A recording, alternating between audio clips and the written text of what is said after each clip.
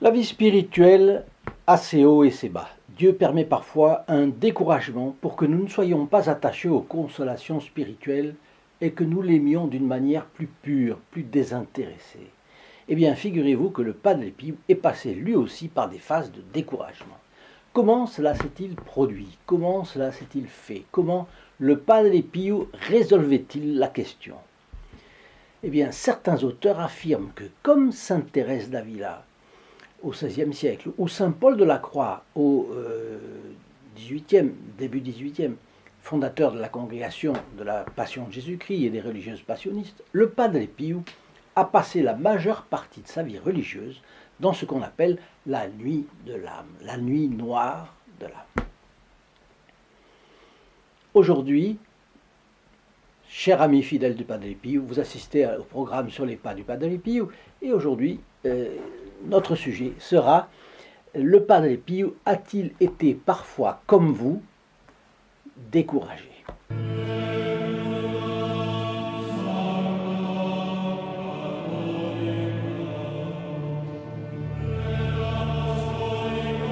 Un mot à ceux qui rejoignent cette chaîne pour la première fois. Sous cette vidéo, ici, vous le savez, vous trouvez ce qu'on appelle la description de la vidéo. Vous y trouvez en particulier deux choses. Un bouton s'abonner sur lequel vous pouvez cliquer, ce qui fait apparaître une clochette. Et actionner la clochette, vous serez automatiquement informé par mail de nos prochaines vidéos. Vous ne perdrez ainsi plus aucun fioletti de la vie foisonnante du grand Capucin. La deuxième chose est là où les sources où nous avons trouvé les anecdotes qui vous sont racontées, c'est également dans la description, et puis le texte de la prière qui vous est laissé en fin de vidéo. Quand je vous laisse une prière, je la mets là dans la description de la vidéo. De sorte que vous pouvez enregistrer cette prière, la copier, pour la garder dans votre cahier de prière par exemple. Vous savez qu'on a déjà donné plusieurs des plus belles prières de saint Alphonse de Liguori. Alors, il est arrivé au Padre Pio de ne pas arriver à prier. En 1913, le Padre Pio écrivait à son directeur spirituel au sujet des nuits sombres qu'il affrontait et lui disait: « Les douleurs physiques et spirituelles conspirent parfois ensemble pour me tourmenter. » Dans cette lettre, notre bon Capucin explique comment ces expériences affectaient directement sa prière et le rendaient même incapable de prier. « J'essaie de former une seule pensée sur Dieu. Et je ne peux pas dire que j'essaye de prier. Ce serait beaucoup trop dire, car dans l'état où je suis, c'est totalement impossible. » Alors on croit qu'un saint se situe au-dessus de ce genre de problème. Eh bien vous voyez qu'il n'en est rien. Le Padre Pio avait lui aussi des difficultés à prier, parfois des impossibilités. Et en plus, il avait les attaques terribles du diable que vous savez. De telle manière qu'il n'arrivait, quand il était seul, il n'arrivait pas à prier. Et regardez bien, il continuait à confesser comme auparavant. Il continuait à se lever à 4 heures ou 3 heures du matin. Il disait la messe toujours à la même heure, à 5 heures. Ensuite, il confessait jusqu'à 14, 15, 16 heures. C'était absolument un travail ahurissant. Et puis, il priait le rosaire tout le temps. Mais vous voyez qu'il avait des gros problèmes, parfois de concentration, de difficulté. Il n'arrivait même pas à fixer sa pensée sur une idée. Eh bien, le bon Dieu avait pitié de lui, puisque sa prière occasionnait toujours les miracles que vous savez. C'est-à-dire les gens venaient en masse le voir, lui demander conseil, et toujours. Donc c'était juste à l'intérieur et à l'extérieur, Dieu assumait ce qu'il faisait, et on avait l'impression que le Padre Pio était comme d'habitude. Et on ne se rend pas compte avec un saint les tourments qu'il peut avoir, les tourments intérieurs qu'il peut avoir. À vous qui regardez la chaîne sur les pas du Padre Pio, je précise que nous sommes heureux de pouvoir distribuer gratuitement la photographie du Padre Pio. Vous voyez les deux photographies que j'ai ici. Voilà, je vous les montre. Également le chapelet, le joli chapelet que nous avons édité avec la médaille ici du Padre Pio au milieu du chapelet. Donc ce sont des matériels que nous distribuons gratuitement. Pourquoi?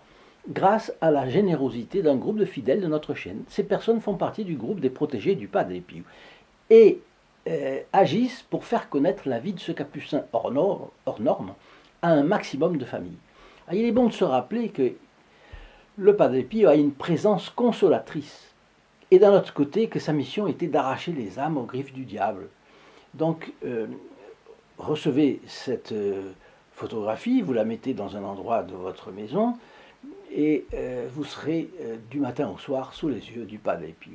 Pour recevoir gratuitement cette photo et ce chapelet avec la médaille, pour vous ou un de vos proches d'ailleurs, il suffit de téléphoner au 08 05 36 08 47, appel gratuit depuis la France métropolitaine, coût d'un appel local depuis les Dom-Tom, et depuis le Canada, il faut composer le 1 844 398 88 67. Faites vite d'ailleurs, parce que nos stocks s'épuisent rapidement. Ils ne sont hélas pas extensibles à l'infini, comme vous vous en doutez. Les premiers arrivés seront donc les premiers servis. Mais, si le Padre Pio ne priait pas, c'est-à-dire, oui, dans ces moments-là, eh bien, en plus, il se sentait découragé. Et le Padre Pio parle alors de lui-même tel qu'il se voit. Il se voit à ce moment-là plein d'imperfections. Et c'est sûr que nous sommes pleins d'imperfections vis-à-vis de Dieu. Même le Padre Pio voyait ses imperfections, si on se compare à Dieu. Mais lui, plus il était proche de Dieu, évidemment, plus il voyait ses imperfections. Alors il se voyait plein d'imperfections, sans courage, se sentant très faible dans la vertu et dans la résistance aux attaques de l'ennemi. N'est-ce pas, vous vous rappelez les apôtres dans la barque de notre Seigneur, quand il y a la tempête sur le lac, Seigneur, sauvez-nous, parce que nous périssons. Voilà, le bon Dieu, parfois attend cela, à ce moment-là. Alors, voilà ce que continue à dire le Padre Pio. Je suis alors convaincu que je ne suis bon à rien. Et dans une de ses lettres à son directeur spirituel, il écrit « Une profonde tristesse s'est emparée de moi, ainsi que l'horrible pensée que mon esprit pourrait me tromper sans que je m'en rende compte. Dieu sait quelle torture c'est pour moi. » Oui, parce qu'il se demandait, son esprit le trompait, peut-être il était dans une mauvaise voie, peut-être qu'il était infidèle et que le démon le menait sur des chemins absolument fous. Voilà. C'est typique de ces moments de désolation spirituelle décrits par saint Ignace de Loyola, d'ailleurs, dans ses exercices spirituels, au paragraphe 317. Voilà ce que dit saint Ignace. « J'appelle désolation les ténèbres et le trouble de l'âme, l'inclination aux choses basses et terrestres, les diverses agitations et tentations qui la portent à la défiance vis-à-vis de Dieu, vis-à-vis des saints, vis-à-vis de la Sainte Vierge, bon, défiance vis-à-vis de soi, défiance vis-à-vis des bonnes choses qu'il y a en soi, et la laisse sans espérance ni amour, triste, tiède, paresseuse, et comme séparée de son Créateur et Seigneur. » C'est dur, c'est très dur, et vous voyez que c'est ce qui s'est passé avec le Padre Pio. Et malgré tout ça, il continue imperturbable apparemment. Vous voyez, mais le bon Dieu aimait sa résistance. Il disait, bon, ben, je fais confiance au bon Dieu. Voilà. Alors, je reviens un instant sur le groupe des protégés du Padre Pio, parce que ce sont des fidèles de notre chaîne qui rendent possible la production de ces vidéos, et je les en remercie réellement avec chaleur ici, pour mieux les protéger,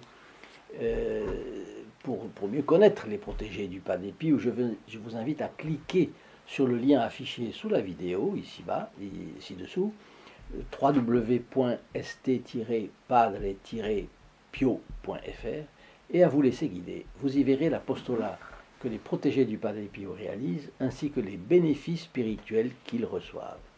Plus simple encore, composez un des numéros de téléphone déjà mentionnés, qui s'affiche encore sur l'écran, Notre secrétariat répondra à vos questions. Alors on arrive maintenant à un mot que j'ai cité il y a une minute, la confiance. Ah, la confiance du Padre Pio n'en a pas été ébranlée pour autant. Voyez, il est dans le tourment intérieur, dans la nuit de la foi intérieure, comme Sainte Thérèse d'Avila, comme Saint Paul de la Croix, je dirais aussi comme Sainte Thérèse de l'Enfant Jésus à la fin de sa vie, pendant les 2 ans, les 2 dernières années de sa vie. Mais elle disait, elle croyait parce qu'elle voulait croire, c'est-à-dire qu'elle s'accrochait. L'Église ne peut pas m'avoir trompé. Eh bien, voilà, on en est là, et l'Église ne peut pas m'avoir trompé, Dieu ne peut pas m'avoir trompé également. Pour ce qui est du Padre Pio, sa confiance en Dieu n'en a pas été ébranlée. Cependant, il ajoute que malgré tout ce qu'il décrit comme ses sentiments, tristes, douloureux, la tiédeur, le dégoût, malgré tout cela, il est sûr de ne pas offenser Dieu. Pourquoi? Voilà ce qu'il dit. Je le cite. « Lorsque je suis dans cet état, ce que je peux dire avec certitude, c'est que je n'offense pas Dieu plus que ce que je fais habituellement. Car, grâce à Dieu, je ne perds pas ma confiance en lui. » Rappelez-vous Sainte Thérèse de l'Enfant Jésus qui disait que si elle avait été la plus grande criminelle du monde, elle saurait qu'en allant se jeter au pied de la croix et en demandant pardon, ses fautes seraient brûlées dans la fournaise d'amour de notre Seigneur Jésus-Christ. Et au fond, c'est exactement la même chose que ce que dit le Padre Pio maintenant. Et il ajoute, notre bon capucin, que la prochaine fois qu'il recevra une telle visitation du Seigneur, ce sont jusqu'à ses souffrances physiques qui diminueront. Ah, ça veut dire, il dit que ces moments d'épreuve, c'est une visitation du Seigneur. Visitation par analogie à la visitation de Notre-Dame à Sainte-Élisabeth. Ça veut dire que, après coup, il se rend compte que même ses souffrances physiques ont diminué à ce moment-là. Regardez ce qu'il dit. Je le cite encore. « Mon esprit est rempli de lumière. Je sens que ma force et tous les bons désirs renaissent à nouveau et je ressens même un grand soulagement de mes douleurs physiques. » Alors, pour nous, c'est un encouragement. Nous nous sentons tièdes, et nous sommes tièdes, en fait. Nous sommes beaucoup plus tièdes que le Padre Pio. Nous sommes infiniment plus tièdes que le Padre Pio, parce que le Padre Pio, lui, il acceptait de souffrir constamment. Et nous, dès qu'il y a une petite pointe d'épingle, aïe, aïe, aïe, aïe, aïe, aïe. Bon. Et voyez que nous sommes tièdes. Nous sommes, exactement comme saint Ignace disait, nous sommes désolés, nous sommes paresseux dans notre vie spirituelle, nous sommes dégoûtés, nous sommes désolés, nous sommes désemparés. Oui. Mais quand nous nous sentons comme ça, si nous nous tournons vers Notre-Dame, nous lui disons, Notre-Dame, je péris, sauvez-moi, eh bien, vous voyez qu'à ce moment-là, vous faites un acte d'amour qui plaît énormément à Dieu, comme le Padre Pio. Et puis invoquez aussi le Padre Pio, évidemment. Alors, si vous avez aimé cette vidéo, n'oubliez pas d'aller sur le site www.st-padre-pio.fr pour suivre nos actions. Je vais vous donner maintenant la prière. Magnifique. Je vous dirai où je l'ai trouvée. Mais avant, enregistrez votre like en cliquant sur le bouton où apparaît la petite main, pouce levé. Bon, je vous l'ai déjà dit, ce n'est pas ce que je trouve cela spécialement élégant, ce pouce levé. Mais c'est important pour la réputation de notre chaîne. Laissez-moi aussi vos commentaires, vos questions, vos suggestions. Cela me permettra d'améliorer le niveau des vidéos. Si vous avez reçu des grâces signalées du Padre Pio, faites-en part aussi aux autres. Ce témoignage est toujours efficace. Enfin, partagez nos vidéos sur les réseaux sociaux. N'oubliez pas, Facebook, Instagram, WhatsApp, Twitter. Il y en a encore d'autres. Signal. Bon. vous ferez connaître l'œuvre du Padre Pio au plus grand nombre. Et quand vous partagez une vidéo, non seulement vous entrez dans les intentions de la messe du vendredi à midi, mais en plus les personnes qui la reçoivent par ce moyen entrent aussi dans les intentions de cette messe. Et vous êtes ainsi un trait d'union phénoménal entre les âmes et le Padre Pio. Chers amis fidèles du Padre Pio, alors, maintenant, voilà la prière. Et c'est la prière de l'âme en détresse. Elle est extraite du livre Bernadette Soubirous, du père André Ravier, jésuite. C'est la grande époque des jésuites, à ce moment-là, vous allez voir. Ô Jésus, désolé et en même temps refuge des âmes désolées, votre amour m'apprend que c'est dans votre dénuement que je dois puiser toute la force nécessaire pour supporter le mien. Je suis convaincu que le dénuement le plus effrayant dans lequel je pourrais tomber serait de ne pas partager le vôtre. Mais comme vous m'avez donné la vie par votre mort, et que vous m'avez délivré par vos souffrances, de celles qui m'étaient dues, vous avez aussi mérité par votre abandon que le Père Céleste ne m'abandonne pas, et aussi qu'il ne soit jamais aussi proche de moi par sa miséricorde que lorsque je suis plus uni à vous par la désolation. Ô Jésus, lumière de mon âme, illuminez les yeux intérieurs de mon âme au temps de la tribulation. Et puisqu'il m'est utile de souffrir, ne tenez pas compte de mes craintes ni de ma faiblesse. Je vous adjure, ô mon Dieu, par vos abandons, non de ne pas m'affliger, mais de ne pas m'abandonner dans l'affliction. Et quand je m'y trouve, de m'apprendre à vous chercher, à vous rechercher comme mon seul réconfort.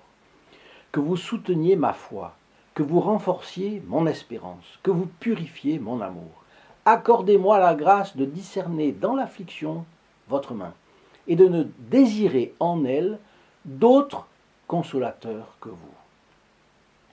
Humiliez-moi donc comme il vous plaît, et ne me consolez que pour que je puisse souffrir et persévérer dans la souffrance jusqu'à la mort.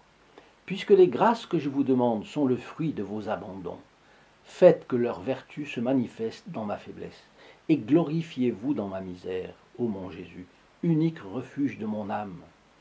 Ô Mère très sainte de mon Jésus, qui avez vu et ressenti l'extrême désolation de votre cher Fils, assistez-moi au moment de la mienne. Et vous, saint du paradis, qui avez traversé cette épreuve, ayez pitié de ceux qui souffrent, et obtenez-moi la grâce d'être fidèle jusqu'à la mort, ainsi soit-il. C'est une très belle prière, sublime.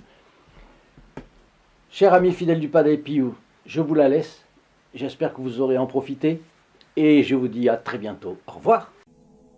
In nome del Padre, del Figliolo e dello Spirito Santo, e così sia. Sia lodato Gesù e Maria.